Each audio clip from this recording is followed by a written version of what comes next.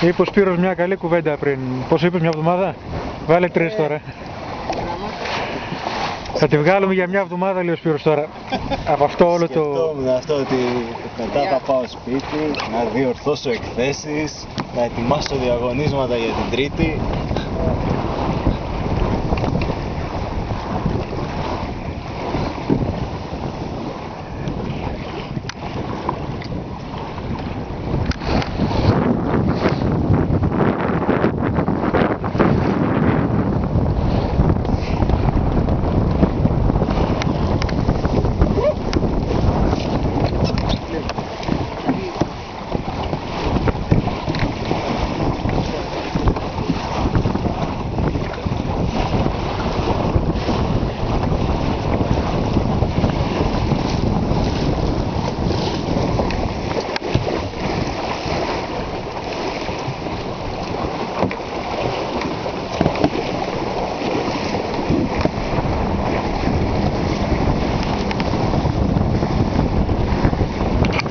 Την αφεντομουρθουνάρα μου.